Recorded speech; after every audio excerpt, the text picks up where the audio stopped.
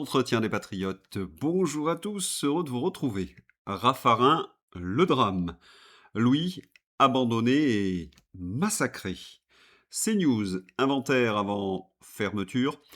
Avant de traiter ces informations et beaucoup d'autres, vous connaissez la coutume sur cette chaîne. Je commence toujours mon entretien par remercier ceux qui m'ont permis justement de le produire, car ils m'ont financé à l'aider. Merci rémunérateur. Et aujourd'hui sont à l'honneur des fidèles parmi les fidèles, Al Rythme, Pierre-Louis Garnier, Christophe Dupin, Philippe Bohen et Farisme. Merci à eux du fond du cœur. Et puis je tenais à vous remercier pour votre soutien incroyable. Oui, il faut aider la réinformation en ces temps, vous le savez, de très graves menaces sur la liberté d'expression. Alors comment faire? Eh bien c'est simple, il suffit de lever le petit pouce, écrire de gentils messages, diffuser sur d'autres réseaux sociaux et puis surtout, n'oubliez pas d'activer votre cloche notification. Merci à tous. Raffarin est à la une de l'actualité. Tenez, on va revenir un peu en arrière pour bien comprendre ce qui s'est passé. Raffarin veut permettre au président de la République de cumuler plus de 2 mandats consécutifs. Nous étions en 2022.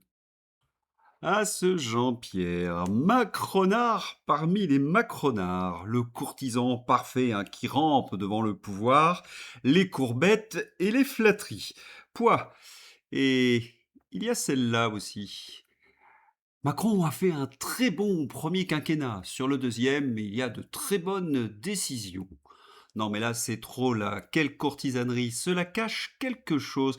Peut-être ceci, en 2025, les avantages de Jean-Pierre Raffarin, qui n'est plus Premier ministre depuis 21 ans, ont coûté 158 000 euros aux contribuables, 146 000 euros pour son personnel et plus de près de 12 000 euros pour sa voiture. À la demande d'Emmanuel Macron, il a toujours en 2026 une voiture et son chauffeur. Ça y est, on a compris. Les flatteries de Raffarin sur Emmanuel Macron, c'était évidemment pour conserver ses privilèges.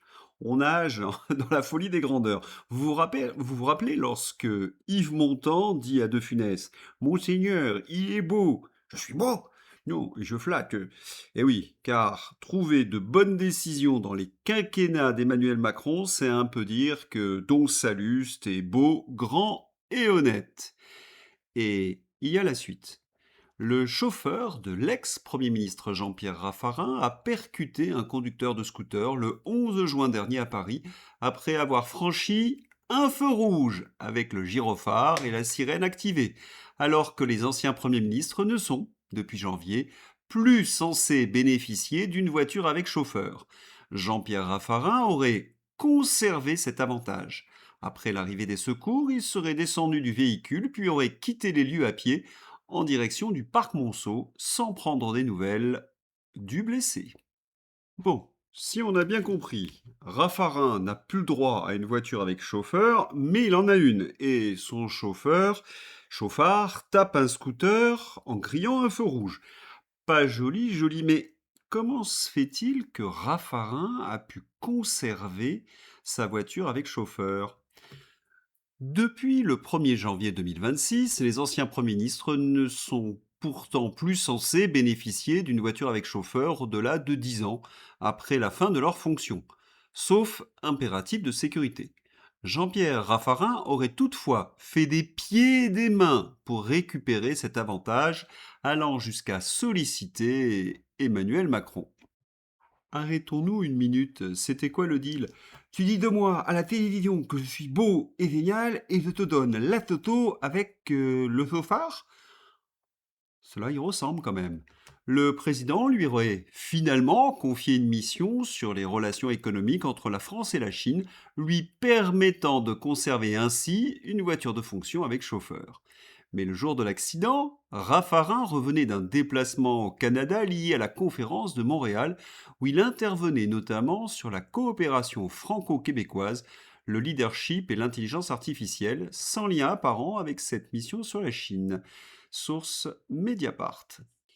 Il y a des hommes politiques qui sont des plaies pour la France. Raffarin appartient à cette catégorie. Oui, il a été toxique pendant toute sa carrière politique active. Et maintenant qu'il est en semi-retraite, c'est un parasite.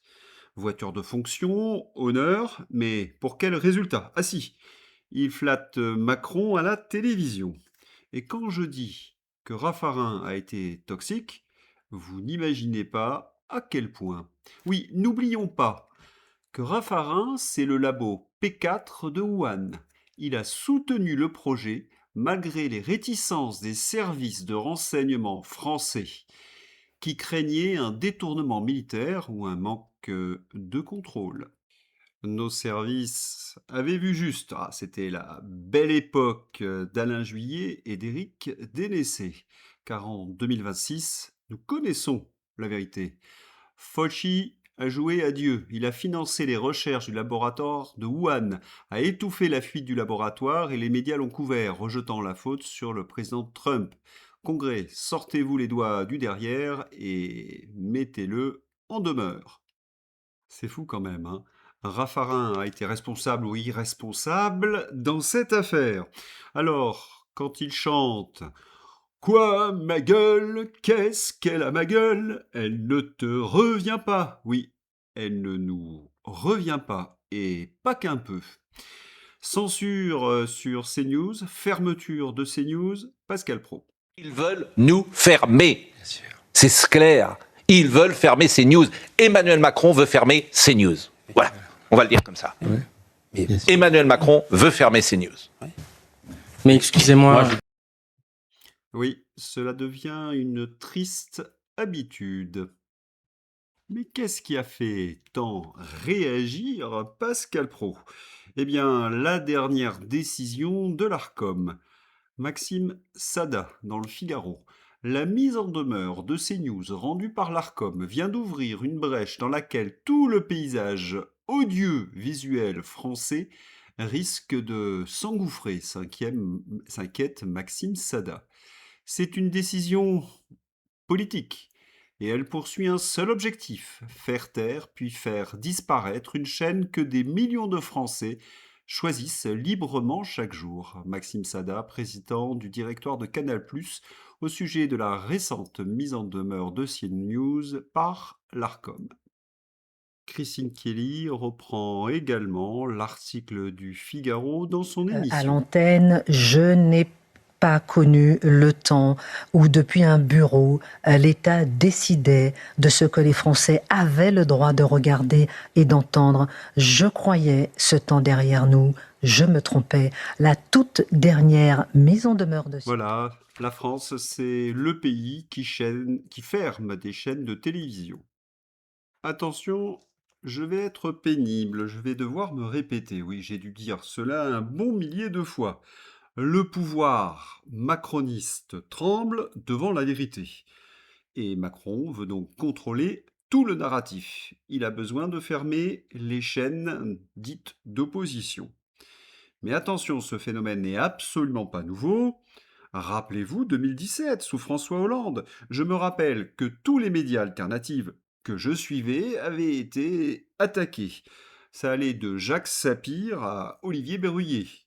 La presse, d'ailleurs, s'était alignée sur le narratif Macron-Mozart de la finance et avait dézingué en chœur le candidat François Fillon. On avait parlé d'ailleurs de coup d'État. Un coup d'État qui s'était organisé sur la collusion magistrats parquet, journalistes et bien évidemment politique. Une collusion qui a été rendue possible avec un liant, lequel l'Union européenne. Tiens, j'ai parlé d'Union européenne. L'oiseau doit volter non loin. Elle aussi participe à la censure. Selon Nathalie Loiseau, nous avons hérité de nos parents et de nos grands-parents de la démocratie. Clairement, son rôle, c'est de dilapider l'héritage en installant une bonne grosse dictature où la moindre critique est vue comme une ingérence étrangère ou un discours de haine. Nous sommes des millions en Europe à défendre les libertés. Il va falloir s'unir face à la menace de la grosse commission et de ses troupes. Il faut absolument faire passer cette information. Voilà, du poudré au piaf, cela s'agite. Et vous en connaissez les raisons. Nous entrons dans une période électorale. Et pendant cette période, la violence redouble sur les dissidents. La mésaventure de notre ami Antoine Guénaud. Son compte sur X a été censuré. La raison, compte inauthentique. Le compte de mon ami Antoine Guénaud a été suspendu sans raison valable. Il doit être rétabli. Cette censure et ce shadowban sont plus qu'insupportables. Elon Musk. Bonne nouvelle, le compte de l'ami Antoine a été rétabli il y a quelques heures grâce à votre mobilisation. Pour information, ce sont plus de 700 comptes patriotes qui ont été ainsi supprimés. Alors, il y a évidemment eu les recours. 700 comptes patriotes, c'est certainement dû au hasard. Et vous vous rappelez ce que je vous ai dit dans mon dernier entretien sur Eric Tegner. Après la condamnation du magazine de droite identitaire Frontières, la crainte d'une jurisprudence Tegner et c'est dans Marianne. On ne peut pas dire que Marianne soit du genre bienveillant à notre égard, c'est très souvent le contraire. Mais sur ma condamnation, ils ont repris que ça dépassait très largement mon cas et celui de Frontières. Cette possible jurisprudence devrait inquiéter tous les journalistes et la réinformation. Enfin, certains journalistes s'accommodent très bien de la propagande gouvernementale. La gamelle, manifestement, est bonne. Et que dire de cette propagande, hein, ubuesque et complètement débile. On se réveille quand? Il y a des gens qui vous disent ah non, Macron, c'est pas un tyran. Quel degré de preuve leur faut-il? Fermeture de médias, inquisition contre CNews et Frontières, shadowban sur les réseaux sociaux contre la presse alternative, loi de circonstance qui permettent de frapper les opposants, mensonges et propagande outrancière sur les médias aux ordres, destruction de nos institutions et multiplication des victimes et des dissidents. Faut-il rappeler toutes les victimes d'Emmanuel Macron, les gilets jaunes, les personnels non vaccinés, les comptes bancaires aussi fermés des opposants, les paysans en garde à vue et condamnés?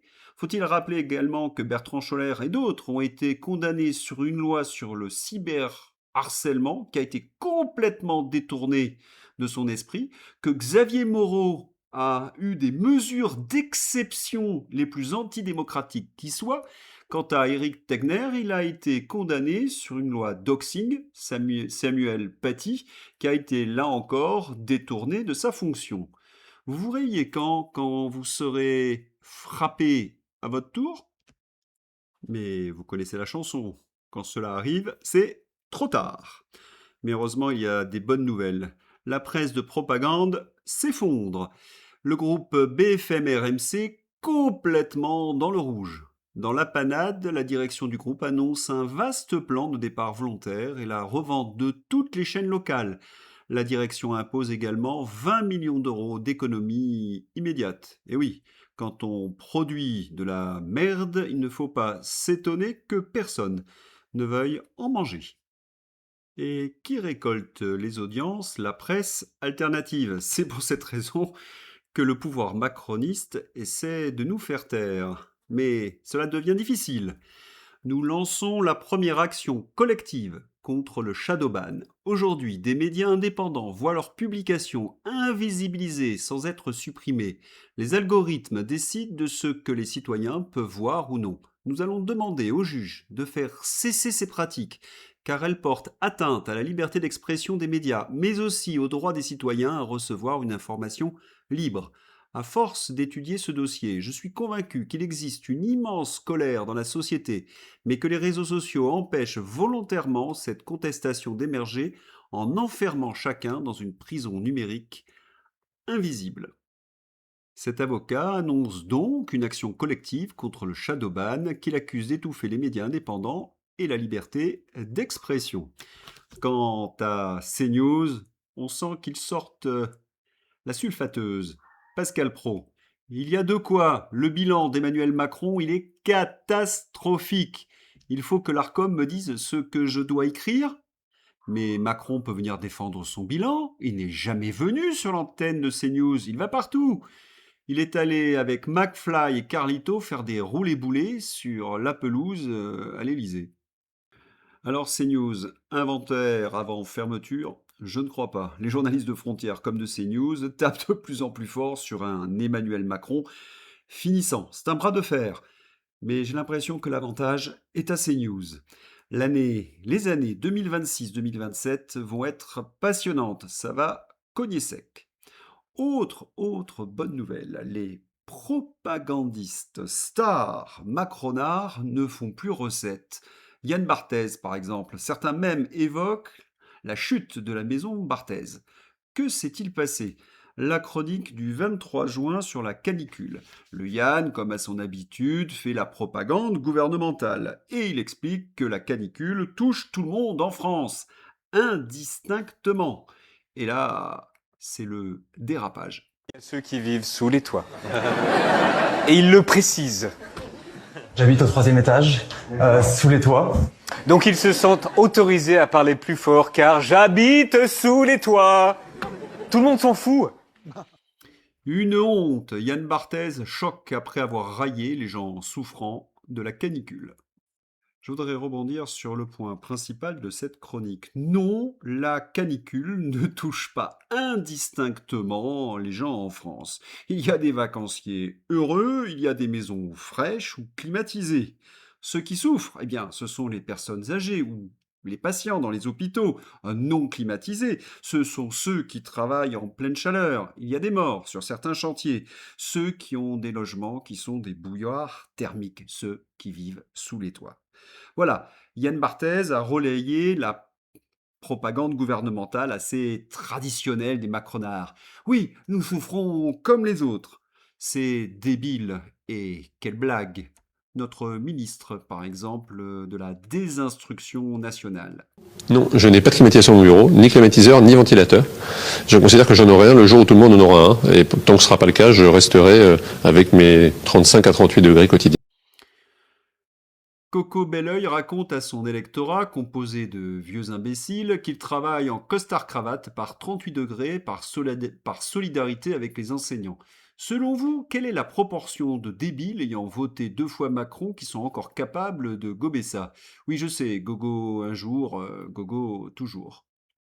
Yann Barthès, donc, a été pris en flagrant délit de propagande gouvernementale. Cela s'est vu gros comme une maison, et comme le titre Valeurs actuelles, la tyrannie des bien-pensants. Yann Barthès, le ricanement du quotidien, bobo parvenu, troisième animateur producteur le mieux payé de France, son arrogance, son mépris, commence sérieusement à énerver son public et à énerver également ses victimes. L'agriculteur Lescourège dénonce le mépris des journalistes quotidiens à l'égard de la ruralité. Certaines émissions ont trop souvent traité la France des campagnes avec une forme de condescendance sociale.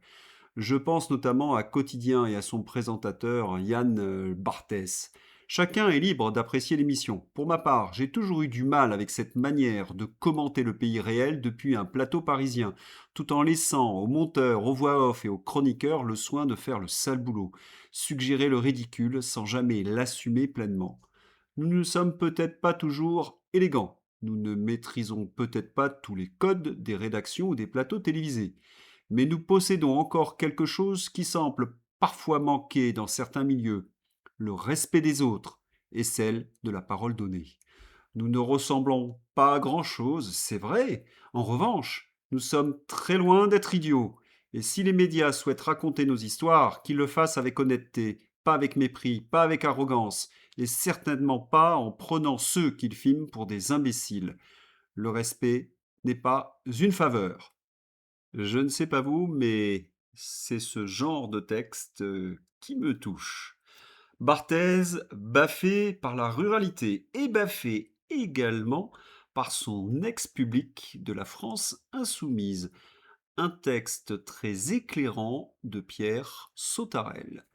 Ce qui se joue autour de Quotidien, c'est la bataille pour un même public. Les jeunes urbains, diplômés et progressistes que l'émission partage en partie avec la France insoumise, les bobos.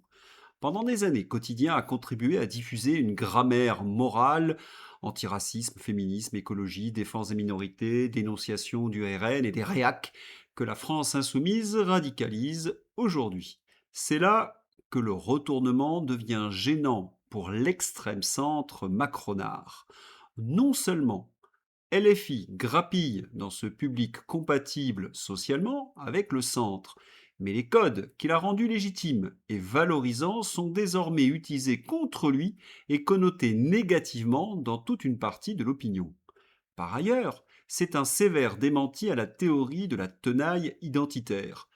LFI n'apparaît pas seulement comme le produit d'une radicalisation née aux marges, dans un face-à-face entre extrêmes, mais surtout comme l'enfant mal élevé du centre-gauche culturel et médiatique qui a largement contribué à diffuser les codes moraux, les réflexes et le vocabulaire que la France insoumise radicalise aujourd'hui contre lui.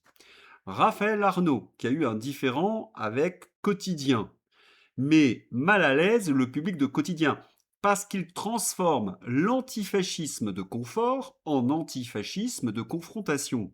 Il donne un visage rugueux et violent à une grammaire morale que le centre culturel préférait consommer sous forme de posture. C'est une remarquable analyse. Si je devais traduire. Les bobos socialos, là, macronards, qui jouaient aux gauchistes à Saint-Germain-des-Prés. Ah, ça ne mangeait pas de pain, hein, cela n'avait aucune conséquence, c'était mode, quoi.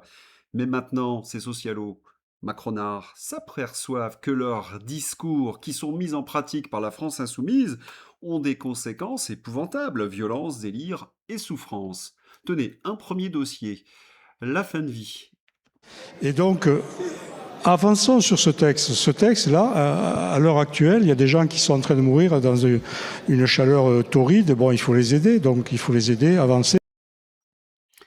Jean-François Rousset, député macronard, s'impatiente et dit qu'il faut avancer sur ce texte, car il y a des gens qui sont en train de mourir dans une chaleur torride, et il faut les aider. Impressionnant cet argument, macabre et sinistre. Le docteur Gérald Kierzek. Il faut faut en finir avec les gens en train de mourir de la canicule. Ai-je bien compris? Donc on ne traite plus, on arrête le plan hors sang, on vide les réas et on ne donne plus de moyens à l'hôpital. C'est vrai que ça va faire de sacrées économies. Comment peut-on tenir de tels propos?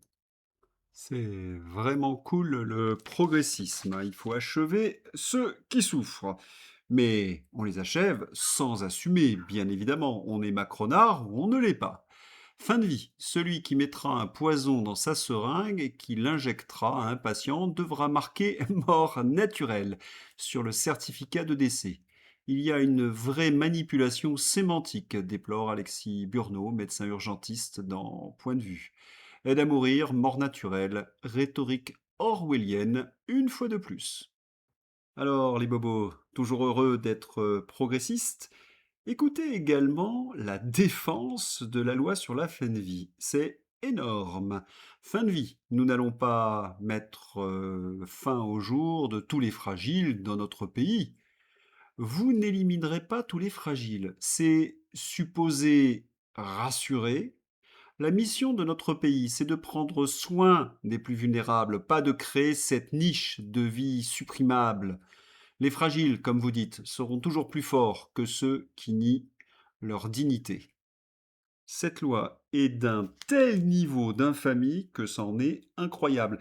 Je vous renvoie d'ailleurs aux entretiens que j'ai consacrés à la loi sur la fin de vie en compagnie de Franck Zégé. Nous avions démonté article par article l'ignoblerie du projet. Notez d'ailleurs le paradoxe. Ceux qui la défendent autour de vous ne la connaissent pas. Lorsque nous leur montrons les articles, ils vous disent non, c'est pas possible. Et voilà. Ces gens ignorent le contenu de la loi, ils ignorent également les progrès des unités de soins palliatifs. Le gouvernement joue donc sur l'ignorance et la bêtise. Et puis, pour la canicule, quelle est la seule mesure qu'ils veulent prôner? Faire avancer la loi sur la fin de vie. Ça veut tout dire. Gérald Kierzek. École arrêtée, métro arrêté, train arrêté, hôpitaux surchargés. Petite parenthèse, le préfet d'Île-de-France vient d'annoncer que les hôpitaux sont saturés, comme pendant le Covid. Les services vitaux régaliens de ce pays sont paralysés par des événements exceptionnels qui se répètent. On se met à niveau quand? Une vision de modernisation du pays, hors start-up, avec la base? Mais la situation que nous vivons est la conséquence de la vision escrologiste. Par exemple, ils construisent des hôpitaux sans climatisation. Construire un hôpital sans clim revient d'une volonté de tuer, un peu comme la fin de vie, quoi. C'est comme construire un immeuble sans aucun chauffage pour l'hiver. Nous demandons une commission d'enquête sur l'argent que l'État a volé aux Français depuis 2003 contre la canicule. En effet, c'est scandaleux partout. Il fait plus de 30 degrés en réanimation. À l'hôpital Jacques-Cartier de Massy, soins sans clim, soignants et patients étouffent. Les choix budgétaires ont été faits. Tout l'argent est parti pour l'Ukraine. Et les escrologistes donc. Quelqu'un imagine-t-il à quoi ressemblerait une France totalement livrée aux lubies des escrologistes? Pas de nucléaire, pas de barrage, pas de stockage d'eau, pas d'OGM, pas d'agriculture économiquement viable, pas de croissance, pas de contrôle aux frontières, mais un contrôle des naissances, pas de liberté d'expression ni médias qui leur déplaisent, etc. L'emprise de ce culte apocalyptique n'a que trop duré, et son entrisme au sein de l'appareil d'État aussi. Alors les diplômés qui ont voté pour ces barjots, heureux? Ah, c'est vrai, vous pouvez dormir dans votre Tesla. On a craqué, on a dormi dans la voiture avec la clim, on n'arrivait pas à passer sous les 29 degrés dans la nuit. Et la nuit nickel à 22 degrés. Aucun regret, je vais faire pareil la nuit prochaine. La France devient un pays où les cadres dorment dans leur Tesla pour avoir la clim. Pas parce que la clim est impossible, pas parce que l'énergie manque, pas parce que la technologie n'existe pas. Non, parce qu'une partie du pays, les Verts, ont décidé que le confort moderne était moralement impossible. Voilà, merci les escrolos, on meurt à l'hôpital à cause du manque de climatisation. Mais c'est une honte, on donne des milliards à l'Ukraine et on laisse crever les Français. Après, on dira que c'est à cause des non-vax que l'hôpital est en surchauffe. Je suis très en colère. Et le pire, je crois, c'est que ces bobos qui sont contre la clim ont bien évidemment la clim, des hypocrites. Canicule, le RN et les climato-sceptiques en VRP de la climatisation. Les locaux de l'humanité sont climatisés comme le montrent les photos aériennes. Bonjour Luma, vos bureaux situés aux 5 rue Pleyel à Saint-Denis semblent être climatisés. Confirmez-vous avoir éteint votre clim afin de lutter contre le capitalisme et le réchauffement climatique? Soyons concis, comme d'habitude, ces bobos n'assument pas leurs actes. Mais revenons un petit peu en arrière. En cumul, depuis sa création en 2004 jusqu'en 2026, la journée de solidarité a rapporté plus de 43 milliards d'euros. Elle avait pour but d'aider les personnes âgées et les personnes en situation de handicap après la canicule de 2003. Si le petit Macron et le gros Hollande et Sarko également avaient travaillé pour le bien commun, ils auraient mis en place un plan clim. Chiffrage: total hôpitaux plus EHPAD, climatisation, environ 2,3 à 6,5 milliards d'euros. Fourchette basse haute. Si on inclut les écoles, les collèges publics, le total pour tous ces bâtiments semble monter entre 3,5 et 10 milliards d'euros. Leur priorité, vous l'avez vu, c'est la fin de vie. Tout est dit. Notez ce point important, eux vivent sous climatisation. Ah, ça y est, j'entends une voix. La clim, c'est mauvais pour la planète. C'est scientifiquement faux en ce qui concerne la France, puisque nous avons une électricité décarbonée. Oui, mais ça rejette de la chaleur. Pouh, une fatigue. Climatisation, solution miracle ou danger climatique? Vous favorisez ce qu'on appelle des îlots de chaleur. Si vous refroidissez votre appartement, vous réchauffez à l'extérieur. Il faut isoler thermiquement, indique Françoise Vimeux, climatologue. Ah, une sacrée climatologue celle-là. L'isolation thermique n'améliore le confort qu'avec une aération nocturne pour évacuer la chaleur. Sans cela, elle la piège à l'intérieur, effet bouteille thermos. Et quand on ouvre ses fenêtres le matin pour rafraîchir son logement, on envoie donc la chaleur emmagasinée à l'intérieur, à l'extérieur. Et on crée donc des îlots de chaleur. Sachez que ce qui est dit encore une fois à la télévision est à prendre avec des pincettes. Ceux qui ont vraiment fait des analyses ont constaté Là où il y avait des climatiseurs, c'est-à-dire dans des rues étroites, une augmentation de la température de 0,1 degré. Les îlots de chaleur sont avant tout provoqués par le béton et le bitume. Et sans climatisation, peut-on vivre sous la chaleur? Réflexion de Lee Kuan Yew, qui a été le grand monsieur de Singapour. La climatisation a été une invention des plus importantes pour nous, peut-être l'une des inventions marquantes de l'histoire. Elle a changé la nature de la civilisation en rendant le développement possible dans les tropiques. Sans climatisation, vous ne pouvez travailler que pendant les fraîches heures du début de matinée ou au crépuscule. La première chose que j'ai faite en devenant Premier ministre a été d'installer des climatiseurs dans les bâtiments où travaillait la fonction publique. Cela a été l'essentiel pour l'efficacité publique. Et pour vous dire où la crédulité et la bêtise se nichent, j'ai eu un ami qui croit aux sornettes de Serge Zarka et de ses sbires, qui m'a expliqué que s'il faisait aussi chaud à Singapour, entre 24 et 27 degrés le matin et entre 32 et 34 l'après-midi, c'était à cause de la clim. Sachez que Singapour est proche de l'équateur et que les températures sont toujours les mêmes depuis un siècle. Mais qu'est-ce qui ne va pas avec la clim donc? Ces images résument bien la pensée des escrologistes. La clim, ça pollue, sois honnête. L'isolation biosourcée est la seule vraie solution, sois honnête. Les gens doivent souffrir pour que je puisse prêcher la fin du monde et exister politiquement. Merci. C'est ça, c'est même le principe du bobo, avoir bonne conscience. Un exemple sur les réseaux sociaux avec ce Mathieu. Merci aux personnes qui prennent 10 fois par an l'avion pour partir en week-end à Barcelone, Berlin ou Budapest, qui mangent de la viande tous les jours. Pouvez arrêter de vous plaindre de la canicule, hein. Mathieu, homme soja déconstruit, fake mail à ses heures égarées, retweeteur frénétique de maître dégueulasse, nous partage ses angoisses existentielles et néanmoins accusatrices.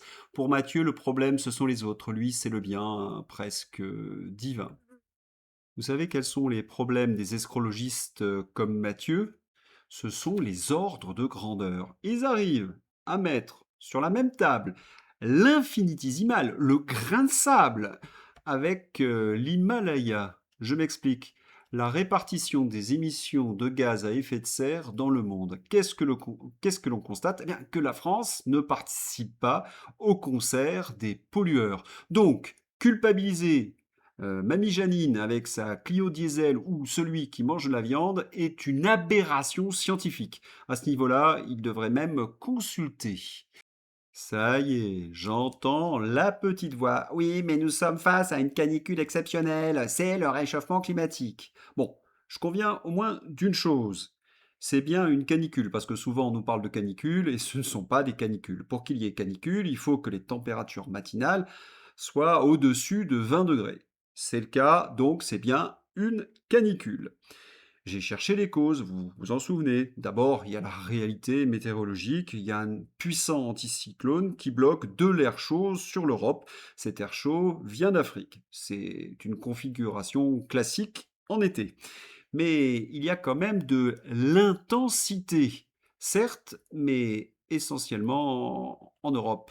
Canicule. Ce mardi, il fait plus chaud en France que sur 99% de la planète. Il est maintenant démontré que plus vous taxez au nom de l'écologie, moins ça fonctionne. Quelle démonstration! Vous vous rappelez également que j'avais interrogé l'OMM, l'Organisation mondiale de météorologie, pour comprendre pourquoi il y avait un tel blocage. Selon leur théorie, ce sont les masses d'air qui seraient affectées par un phénomène El Niño, donc qui bloquerait ces masses d'air très très chaud sur l'Europe. Seulement, il y a un point qui me chiffonne, il fait quand même très très chaud, c'est pas la première fois qu'il y a un anticyclone bloqué. Qu'est-ce qui explique de telles températures à plus de 40 degrés? Eh bien, un jeune météorologiste a peut-être trouvé la solution. Vous ne voyez pas qui pourrait être responsable? Allez, si, cherchez bien. Allez, je vous donne un indice. Vous avez la solution? Toujours pas. Allez, je vous donne un deuxième indice. Là, je crois que vous avez trouvé. Alors, pourquoi fait-il si chaud en ce moment en France et en Europe? Eh bien, Chris Marx vous dit tout. D'abord, nous avons un phénomène assez classique de forme en oméga. Oui, les lignes de contour ressemblent à une forme oméga en raison d'une crête de haute pression énorme dans la moyenne troposphère qui est coincée entre deux systèmes de basse pression à son est et à son ouest. Ça, c'est ce que je vous expliquais avec l'anticyclone et le phénomène El Niño. Oui, mais on n'a toujours pas répondu à la question. Pourquoi fait-il aussi chaud, des températures aussi torrides en Europe? Eh bien, Chris Marx donne une théorie très intéressante. Une augmentation de l'absorption du rayonnement solaire en surface due à une réduction de la couverture nuageuse stratiforme basse et moyenne. Donc il y a plus d'ensoleillement. Mais comment expliquer ce plus d'ensoleillement, dont une partie est probablement due à une réduction des concentrations d'aérosols et atmosphériques grâce aux strictes réglementations anti-pollution de l'Union européenne? Bon, comme j'entends certaines critiques, que certains sont sceptiques, eh bien, je suis allé vérifier cette théorie scientifique. Oui, cette affirmation est globalement bien étayée par les observations scientifiques et les études sur le phénomène de global brightening, éclaircissement global en Europe. Explication du mécanisme. Les aérosols atmosphériques, particules fines issues de la pollution, comme les sulfates, ont deux effets principaux. Un effet direct, ils diffusent et absorbent une partie du rayonnement solaire, réduisant la quantité qui atteint la surface. C'est le phénomène de global dimming jusqu'aux années 1980. Un effet indirect, ils agissent comme noyaux de condensation pour les gouttelettes d'eau, augmentant la quantité, la persistance et la réflectivité des nuages stratiformes bas et moyens, stratocumulus, etc. Cela renforce l'effet parasol des nuages. La réduction drastique des émissions d'aérosols en Europe à cause des réglementations anti-pollution de l'Union européenne, directive sur la qualité de l'air, plafond d'émissions NEC, normes sur le soufre dans les carburants, etc., a inversé cette tendance depuis les années 80-90. Résultat, moins d'aérosols, moins de nuages bas moyens ou nuages moins épais opaques. Plus d'ensoleillement en surface, augmentation du rayonnement global ou SSR. Ces recherches ont été publiées dans Nature et autres revues scientifiques. Donc l'augmentation globale de la température moyenne mondiale, qui affecte principalement les minimales nocturnes, a très peu à voir avec cet événement.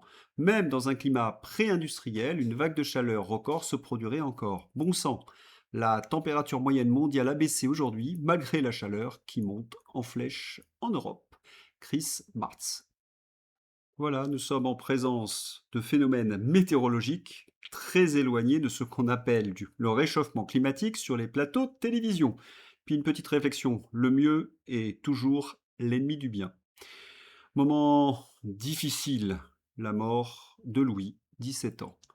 La France enterre un adolescent massacré par une bande. Louis, 17 ans, originaire de Carcassonne, est placé en foyer. L'horrible ASE, Laz. Il a été lynché à mort sur un chantier de Narbonne dans la nuit du 19 au 20 juin, attaqué par une dizaine d'individus, filmé pendant qu'il agonisait, laissé pour mort. Il s'est éteint le 23 juin après 3 jours de coma. 5 suspects, dont 3 mineurs, sont en détention pour meurtre. La vidéo est dans ma description, elle est insoutenable. Ce drame sordide, passé sous silence par les grands médias, révèle une fois de plus l'insécurité galopante dans les villes moyennes françaises. Pourquoi un tel massacre? Le jeune Louis avait déjà été tabassé aux alentours du 12 juin. Le parquet n'écarte pas la piste d'une possible vengeance après le dépôt d'une plainte de la famille de Louis. On entend les meurtriers lui lancer « Tu ne parleras plus à la police ». Dans cette histoire, deux faillites de l'État. D'abord, il y a l'ASE, l'ASE, l'aide sociale à l'enfance. C'est un véritable vivier pour les proxénètes. En France, parmi les 20 000 mineurs prostitués, 75 à 80% proviennent de l'aide sociale à l'enfance. Et maintenant, le lynchage d'un de leurs protégés, Louis. Sabrina, très émue. Un symptôme d'une société qui devient complètement anomique, c'est en effet la déchéance d'incurie de l'État, puisque cet enfant était placé dans l'enceinte ou la cellule d'une aide sociale à l'enfance. Donc la responsabilité de l'État est évidemment engagée sur la protection de ce jeune garçon, de ce jeune Louis, qui en effet... Ce jeune Louis qui continue d'égrener la liste de nos enfants, qui meurent quotidiennement dans l'impunité, la barbarie la plus abjecte. Voilà, c'est tout ce que je peux retenir de l'analyse. Je pense que l'on partage tous ici. Elle est innommable. Et les médias locaux ont osé parler de Rix. Les assassins ont été très vite identifiés par la police. Et pour cause, ils se sont filmés après le lynchage. Après avoir battu à mort le garçon de 17 ans nommé Louis, 3 des 5 agresseurs ont célébré en enregistrant des TikTok sur du rap gangster dans le train qui les ramenait chez eux de la scène du crime. Seconde faillite de l'État, la police, qui n'a pas su protéger Louis malgré l'agression, malgré le dépôt de plainte. Je ne vais pas m'étendre trop longtemps sur la douleur, on l'a tous là. Non, maintenant il faut passer aux solutions. La première, c'est poursuivre ceux qui défendent ce type de criminels. Ils doivent être mis comme complices. Je rappelle que la défense est réservée à l'avocat et dans le prétoire. Autre, évidemment, mesure, revoir l'école de fond en comble. Je vous renvoie à mes entretiens à ce sujet, revoir la justice des mineurs, bien évidemment, et un point aussi très important, lutter contre la culture racaille qui a été importée des USA. Allez, on va passer à la page fantasy. Le Brexit, c'est une catastrophe et c'est indéniable. Le Brexit, une véritable catastrophe pour les Anglais. Les preuves sont irréfutables. Pensez, l'Angleterre a 4,26 trillions de dollars, c'est la 5e économie mondiale. La France, environ 3,6 trillions de dollars, c'est la 7e économie mondiale. Depuis le Brexit, l'Angleterre est passée devant la France. C'est pas une preuve, ça? En PIB par habitant, l'avantage de l'Angleterre est encore plus net, environ 61 000 dollars pour les Anglais contre 52 000 dollars pour la France. Et c'est depuis le Brexit que les Anglais ont doublé les Français. Le Royaume-Uni a dépassé la France en production manufacturière totale vers 2021-2023, 8e rang mondial pour 9e rang pour la France. Angleterre, c'est la 5e économie mondiale.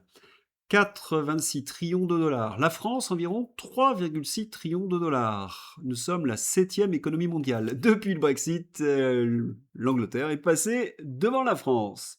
En PIB par habitant, l'avantage de l'Angleterre est encore plus net, environ 61 000 dollars pour l'Angleterre contre 52 000 pour la France.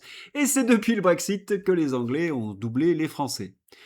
Le Royaume-Uni a dépassé la France en production manufacturière totale vers 2021-2023, 8e rang mondial contre 9e rang pour la France. Angleterre, c'est la 5e économie mondiale. 4,26 trillions de dollars. La France, environ 3,6 trillions de dollars. Nous sommes la 7e économie mondiale. Depuis le Brexit, l'Angleterre est passée devant la France. En PIB par habitant, l'avantage de l'Angleterre est encore plus net, environ 61 000 dollars pour l'Angleterre contre 52 000 pour la France. Et c'est depuis le Brexit que les Anglais ont doublé les Français. Le Royaume-Uni a dépassé la France en production manufacturière totale vers 2021-2023, 8e rang mondial contre 9e rang pour la France. Bref, vous l'avez compris, c'est une totale catastrophe. Bah oui, réfléchissez. Grâce à Macron, en marche vers la bienheureuse tiers-mondisation. Et comme chacun sait, les Anglais regrettent le Brexit. Là encore, c'est indéniable. Le fameux sondage qui fait pleurer les Anglais de remords sur le Brexit a été commandé et payé par un lobby pro-européen radical, le European Council of Foreign Relations, dont fait partie notamment Nathalie Loiseau et qui est proche de Soros. Les Anglais regrettent tant le Brexit qu'ils mettent Nigel Farage en tête de leurs intentions de vote. Et qu'ils ont souhaité le départ de l'europhile Keir Starmer. Tiens, le Poudré s'est encore distingué à cette occasion. Le Poudré rend hommage au Premier ministre britannique démissionnaire Keir Starmer, qui est encore plus détesté que lui. Eh oui, entre traîtres, on se comprend et on se soutient. À la télévision, les gogolos sont de sortie. Canicule, s'appuyer sur la climatisation pour assurer la santé des gens dans les hôpitaux et dans les maisons de retraite, c'est très risqué, si jamais on ne fait rien d'autre à côté. Il y a vraiment des gens dérangés du bulbe, et France Info adore leur tendre le micro. Attention, cette nouvelle n'est pas du Gorafi. Le gouvernement ne publiera pas les résultats du dépistage de produits illicites de ses ministres et de leur cabinet. Changez rien, les champions. Tiens, puisqu'on parle du Gorafi, Édouard Geffray, chaque collégien encore vivant à l'issue des épreuves obtiendra automatiquement son brevet. Oui, c'est une blague du Gorafi. Fin de vie, il y a parfois des cas quand même où il faut réfléchir. Je me demande parfois si la fin de vie n'est finalement pas une bonne chose. Cet homme souffre. Et oui, Jean-Luc Mélenchon adore l'Union européenne et il veut que la France y reste. Ah, les multinationales, Soros, le mondialisme, ça excite la merluche. Attention, le péril français. Un risque de radicalisation violente et rapide. Un rapport sénatorial alerte sur la menace masculiniste. Si les femmes n'osent plus sortir le soir dans certaines zones, c'est en raison des masculinistes, selon les macronards. Gageons que ces imbéciles de gauchistes goberont à grandes goulées ce nouveau bobard et réclameront plus de censure sur Internet pour se défendre contre cette terrible menace. Voilà, c'est fini pour aujourd'hui. Je vous souhaite un excellent week-end. À bientôt. Au revoir.